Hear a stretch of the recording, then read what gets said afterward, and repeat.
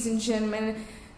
Enterprise IT World talk on analytics-driven marketing with you, Dinesh, Professor Chair, Data Center and Analytics Lab, IIM Bangalore.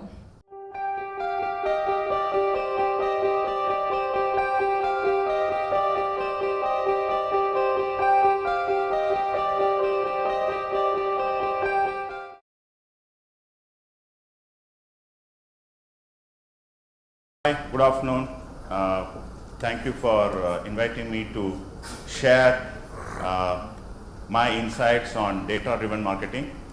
I don't know how many of you are data scientists, people who call themselves as quanties. What I'm going to do is talk about what is analytics, why is it making so much buzz across the world, not only in India. And I'm going to talk about a couple of cases where we used analytics to take decisions which are, you can classify them as marketing related decisions. Let me start with a quote. It's a famous quote by Edward Deming. He said, "In God we trust, all others must bring data." Right?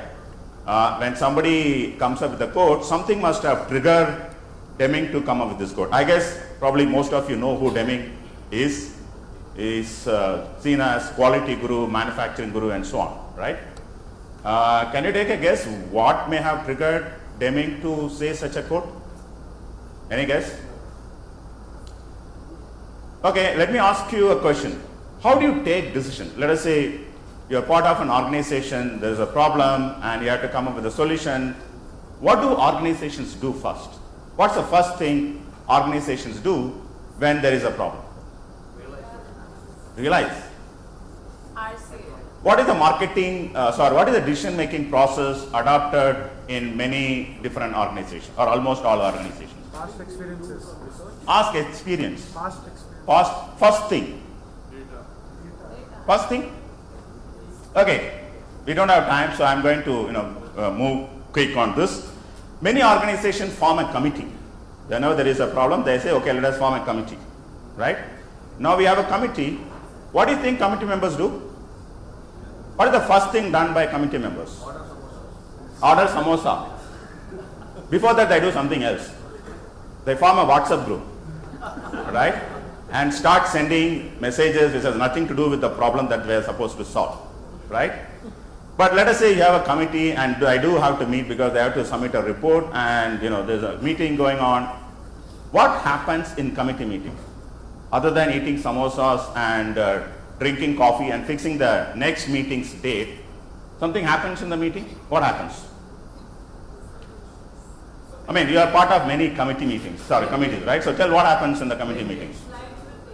Blame game. Suggestions. So basically, people express their opinion about how they should go about solving the problem, right? But then typically what happens is there is one famous algorithm which is known as HIPPO algorithm. This is not the HIPPO which Seema was talking about. This HIPPO stands for highest paid person's opinion, right?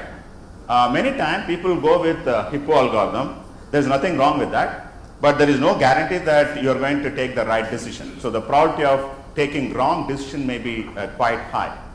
So if you look at about 100 years back, some had the vision to say, in God we trust, all others must bring data. So basically what he was trying to say is that I respect your opinion if you are God. Otherwise, please show me the data, right? I don't want to believe in your opinion, right? Or at least give reasoning for your opinion, or I need a rational, support for each of those opinions. Let us try to understand what is analytics. So what you see here is Facebook relationship breakups, right? So when people break up, they go to their Facebook and then they write that I'm single, I'm happy, I'm in the market and all that, right?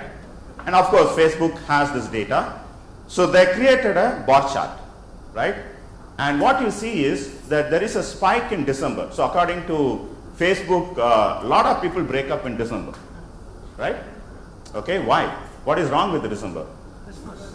Christmas? Okay, is it a New Year resolution? Now onwards, I'm going to live with a new person. Okay.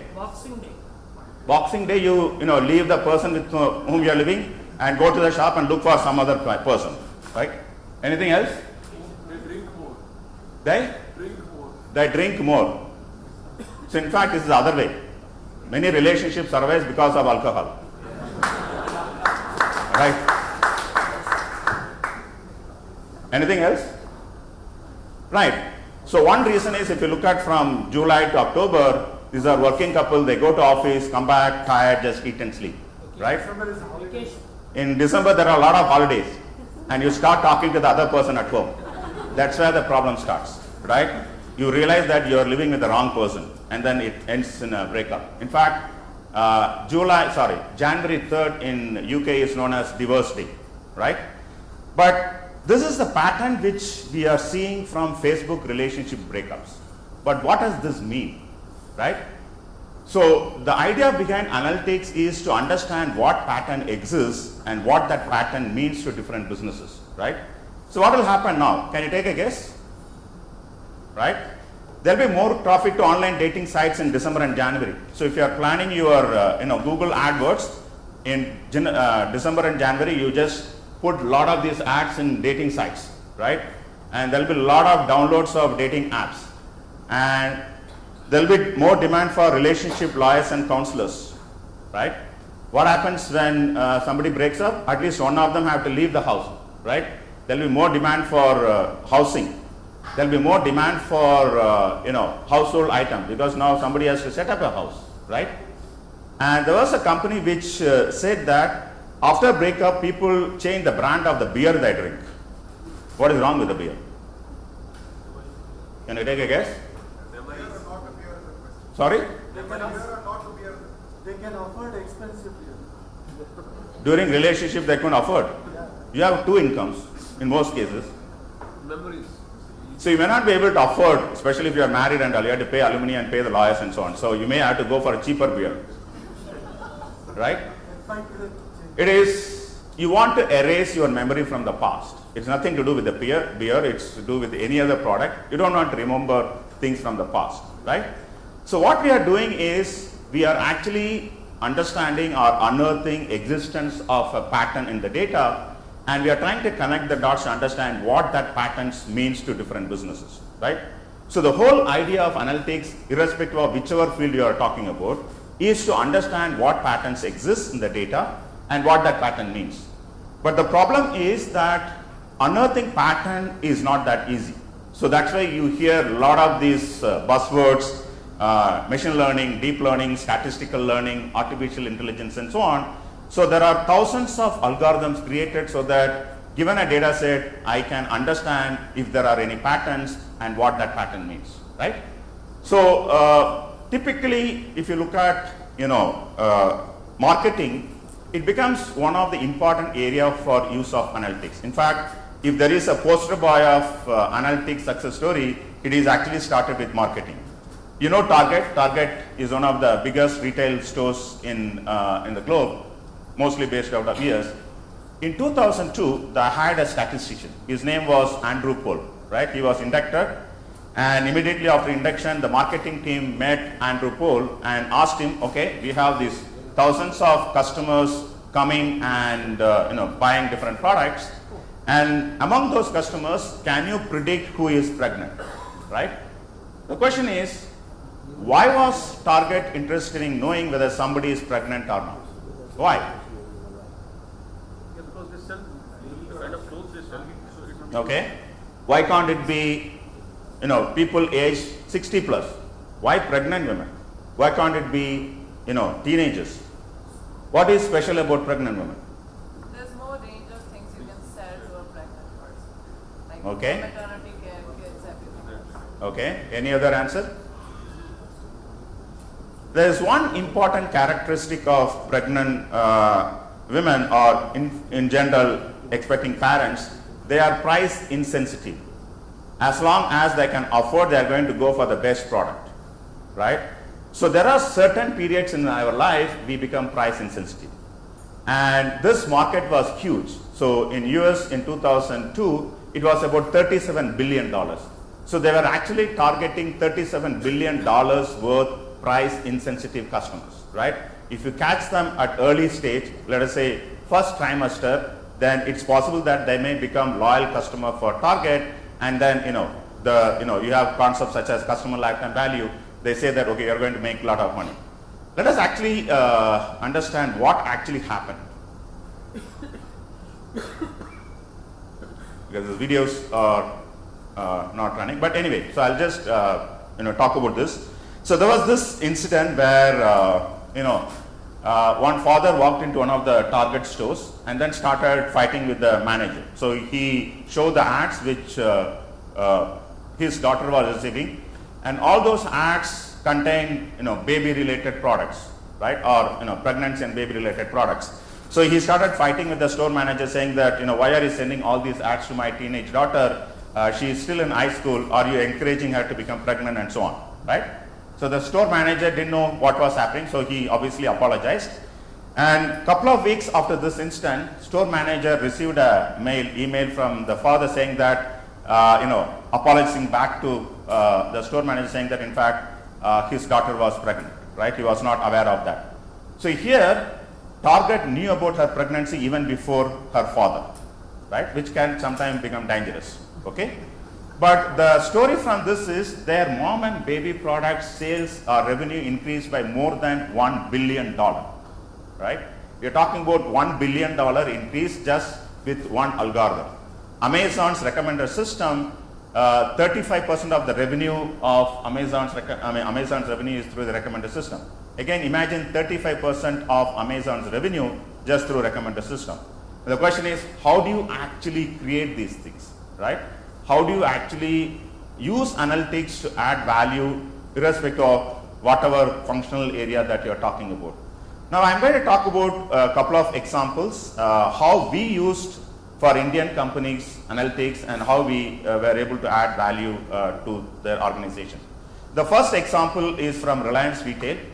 You take any retail, they have house brand or private label. So if you go to Reliance, you will see the brands which are owned by Reliance, and also you have national brands.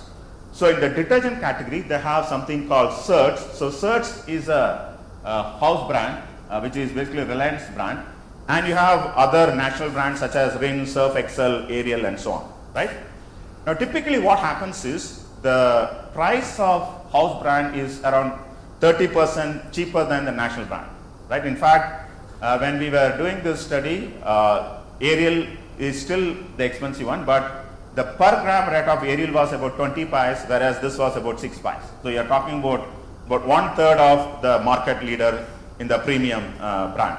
So they asked us question, what will happen, or basically what is the best promotion strategy for house brand? Because they cannot hire a celebrity, it doesn't make sense. They don't have national presence. You can buy only in that Reliance stores, right? Given that conditions, what kind of promotion strategy is suitable? Okay.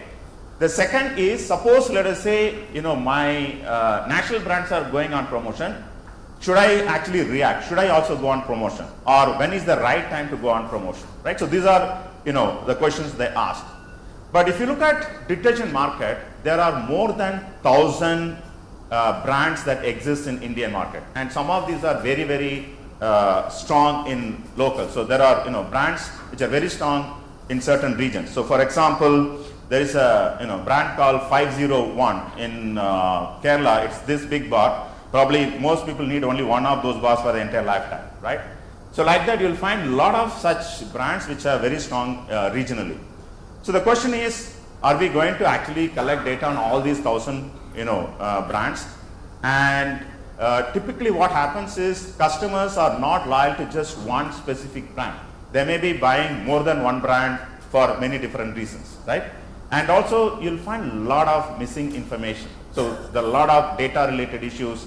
Even though we are tracking the loyalty card information, many may not use loyalty card many times, and maybe more than 60% do not even have loyalty card, right?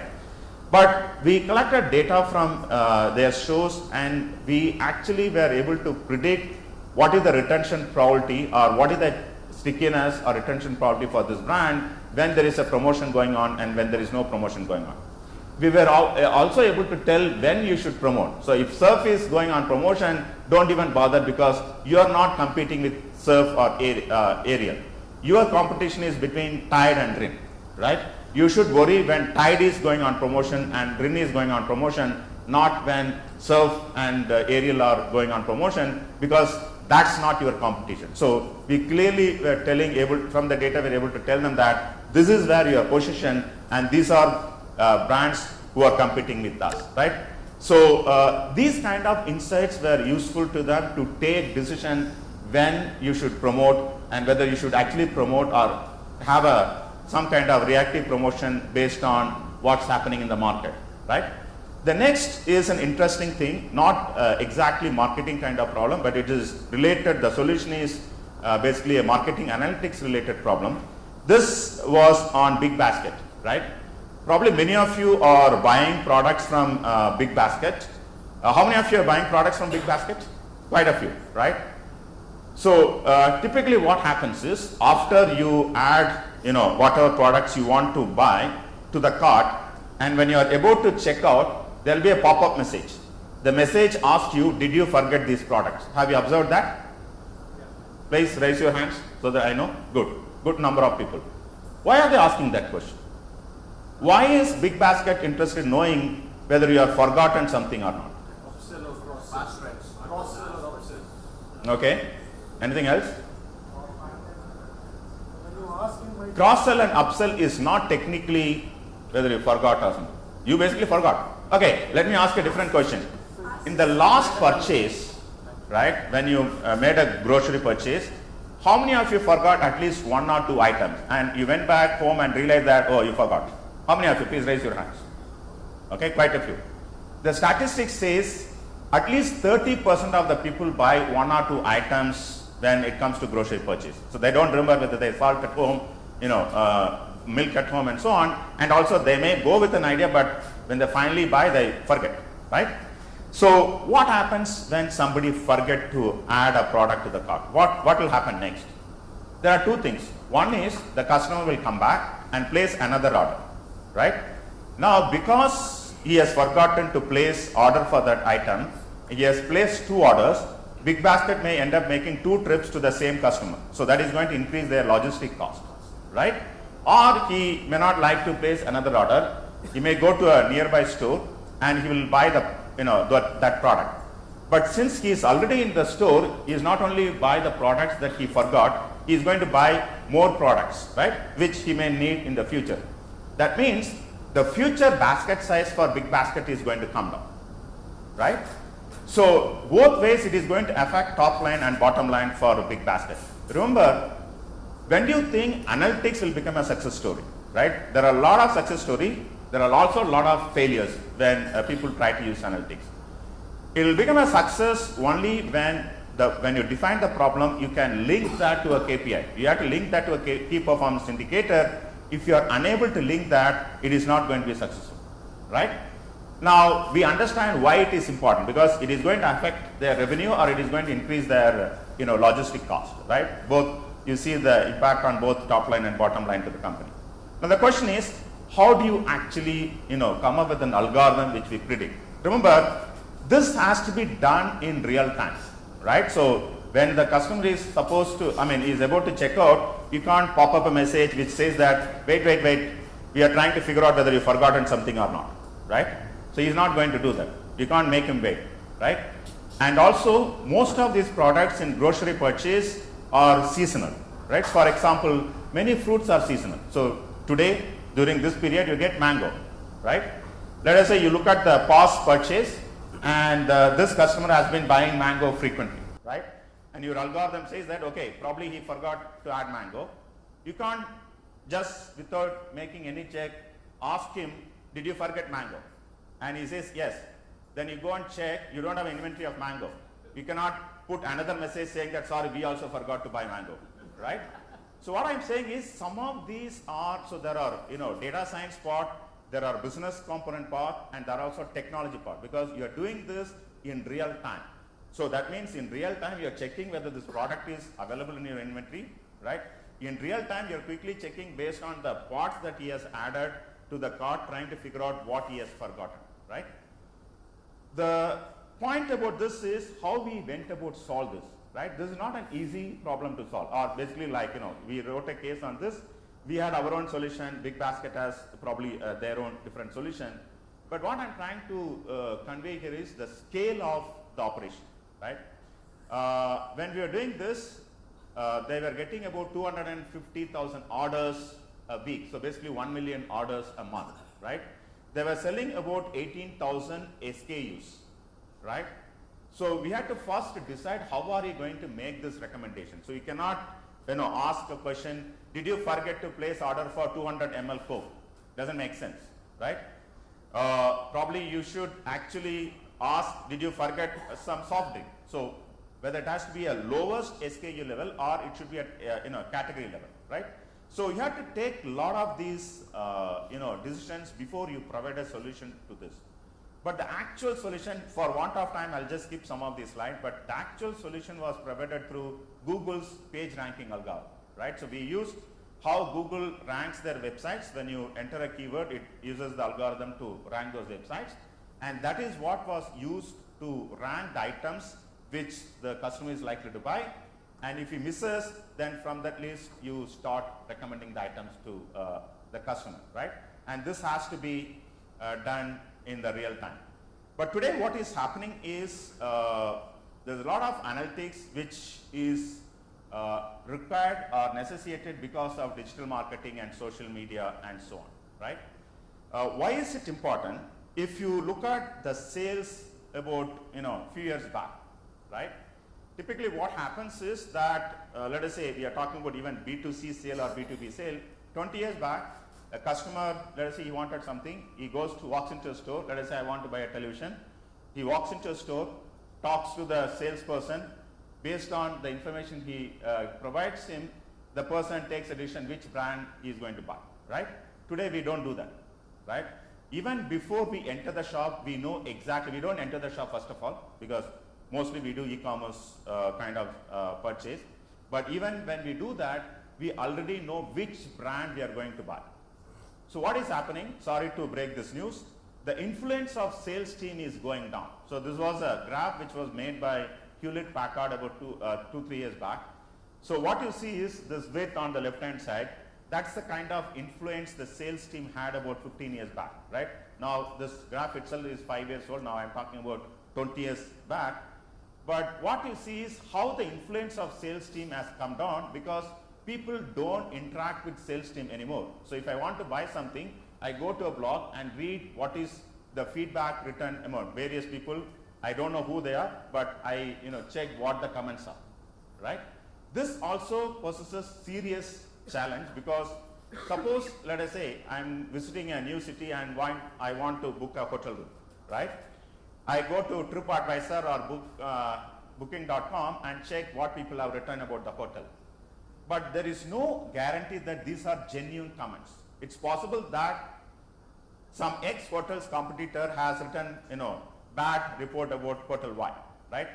So one of the problems we face in the data is the veracity of the data, which is basically the unreliability of the data. A few years back, we were actually, were asked to write a case on a Bollywood movie, which is known as 1920 Evil Returns. I don't know how many of you watched. It's one of the Vikram Bhatt's movie, right? So they asked us a question. They were doing the social media campaign for the first time. So if you look at movie promotions, what they do is in the digital campaign, they come up with a a Facebook page. They release YouTube trailer. They have Google AdWords and so on. So that generates a lot of data. So you have likes from Facebook, dislikes from many other sources, YouTube downloads, right? And what is the duration of the YouTube trailer watch and so on, right? So YouTube, when you go to their website, they will actually have this, what is trending now, right? So all those things you can get. But when we collected the data and we looked at the YouTube likes, you can get it city-wise across the world, right? When we actually looked at the data, we realized that the largest number of YouTube likes for this movie came from Dhaka, Bangladesh, right? Our question was, why some people in Dhaka, Bangladesh is watching a Hindi horror movie, right? At least that's, the neighboring country, right? But the surprise, biggest surprise came with YouTube downloads. The maximum number of YouTube downloads happened in Peru, South America. And why people in Peru, South America, probably Spanish speaking people, downloading Hindi horror movie trailer and watching it. What we don't realize is there is side effects of analytics, right? there are a lot of bots created. So we are familiar with chatbot, which, you know, whenever we enter into any website, some, you know, bot comes and tries to ask, okay, can I help you, and so on, right? But there are a lot of other bots. Bot, for those who are not familiar with the term, it's a robot, right? So it's a generic term used. But there are a lot of bots created by some of these innovative companies. One is known as ClickBot, right? Because people like clicks. So what this bot does is, its job is to go and click, right? About 10 years back, this used to be the working from home kind of job. So you'll see ads, work from home. What is this working? They'll give a list of things, so they have to go and keep clicking on that, right? Now you have bots, and you have download bots. This bot will go and keep on downloading, and it create a random IP address, right? So the problem with digital and social media marketing is the data itself. You cannot trust most of this data, right? But having said that, you have to ensure the reliability of the data. So if you can ensure the reliability of the data, you can actually gain a lot of insights. So we worked with VMware, which probably all of you know about them. It is one of the fastest growing companies, right? Why it is fastest growing companies? Because they try to reduce the IT expenditure for many big companies. So in the past, every location used to buy a server, which may cost, I don't know, several $1,000s, but they create virtual machines so that you don't have to replicate the asset that you have. Anybody from the world can access server which is actually sitting in Bangalore. So they basically reduce the IT investment. So if you look at, it's a B2B sales. Now typically B2B sales can take anywhere from 3 months to 9 months from a lead generation till the sales conversion, right? And many times you chase a lead and you may not be able to convert the lead. You already spent the money, that's lost now. So what they did, they actually collected data from digital footprint. So what do I mean by that? There are a lot of people visit their website and they track who is visiting, what their companies are. You can register. They also know through the email address which company they are coming from, and they visit different pages. Some pages, as you know, like they can download some white papers, they can watch videos, they can try out their software and so on. So these are different activities they actually perform when the customer visits their website. They also have offline campaigns. They invite people to their events, and through that data, we actually built a model which basically predicts the sales propensity, right? So when you use this sales propensity, the lift, basically if you don't use the analytics model, your conversion rate is, let us say, 2%. When you use an analytics model, it was about 7 times not using the model. So it's basically talking about 14% conversion, right? So what I'm trying to say is analytics in marketing is not new, right? It is not just the corporations or for-profit companies use it. Political parties use a lot of digital marketing. So one of them was by BJP, right? Now they used very intelligently digital media. If you look at what happens is, most city goers do not vote. Like if you look at recent Karnataka election, the least votage turnout was in Bangalore, I think. So they were targeting rural voters, and there are 2 reasons for it. You can target urban population and rural population using different media, right? Suppose, let us say, I want to target using social media platforms, let's say Facebook and Twitter and so on. That is more of an urban phenomenon, right? It's there, it has penetrated to rural, but not as prevalent as that is in urban. So now how do you target urban, right? So even though they don't have Facebook, Twitter and so on, you have WhatsApp, right? They used actually WhatsApp for their campaign. But then how do you use WhatsApp? So typically what happens is, suppose let us say some political party sends you a message, right? Because you can gather your information, because a lot of ways of getting your information. But if you get a party message, official mouthpiece message, you may not read it, depending on whether you like that or not, right? But suppose let us say your friend sends you a message, you are likely to open and read. So what they did not directly go to the potential so-called voters. They created volunteers in each constituency and they were given a target. So each volunteer is supposed to send the message through their friends, some 100 friends and so on, right? And you can, once some 100 guys receive the message, they again send it to a few more. So this turned out to be much more effective way of sending the message to the voters, and they believe that it worked for them because it was a very, very tough competition, because they were fighting with big weights, like Congress also was strong, Shiv Sena was strong, NCP was strong, so it was a four-corner contest, and every political party was very strong in that particular state, right? And in spite of that, they managed to get more than, I don't know, about 120 seats or something like that. So what I'm saying is, digital as a platform is used by almost everybody. So I'll just skip some of these things. But you have to be very careful when you use digital campaign, because some of you, if you're thinking that nobody gives attention to you and so on, that is not true. There are hundreds of companies trying to figure out what you like and what you don't like based on your internet or surfing behavior. So there are a lot of cookies which collect data from whichever website you visit, and all that data is sold. You don't even realize that people are selling your data, and that is used for targeting, right? So a few years back, I used to get a message from a matrimonial site, and it said 5,600 brides for you, right? I kept on getting this mail, I ignored, and then they realized that I'm not even clicking. So they changed the subject line. They changed from 5,600 brides for you, they said 5,600 soulmates for you, right? So that got me excited. I want to see who are these soulmates. So then I went and opened that email, and then started looking at the profile of all these brides. They were all from my area, right? Basically, it's my community. But how, you may be thinking, how do they know what is my community? It is very, very easy. If I go to Make My Trip and book a ticket, right, they know where I'm flying.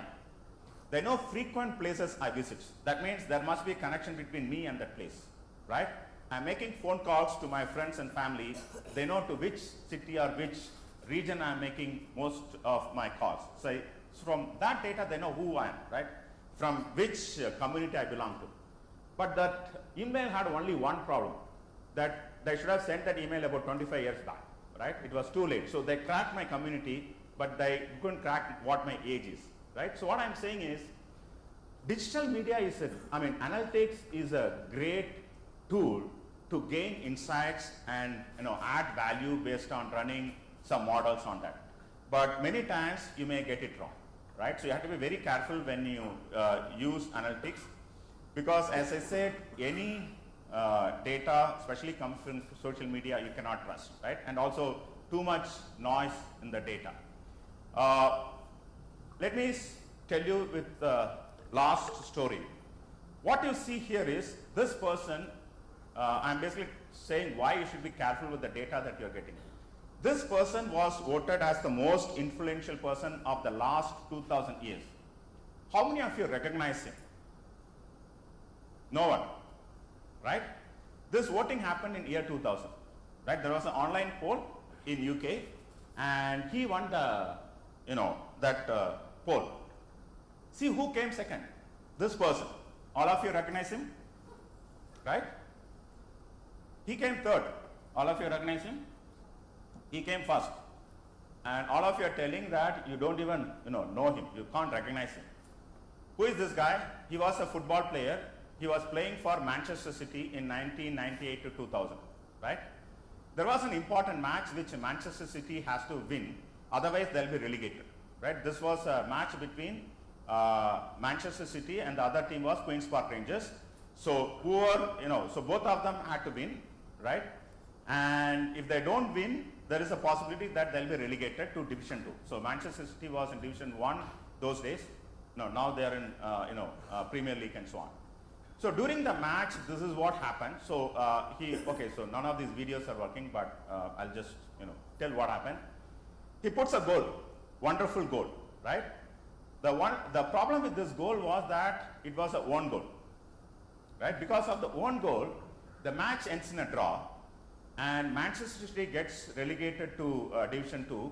Queen's Park Rangers remains in Division 1, and this poll happened immediately after that. So all the Queen's Park Rangers fans went and voted for Jamie Pollock, right? So that's how he became, the most influential person of last 2000 years.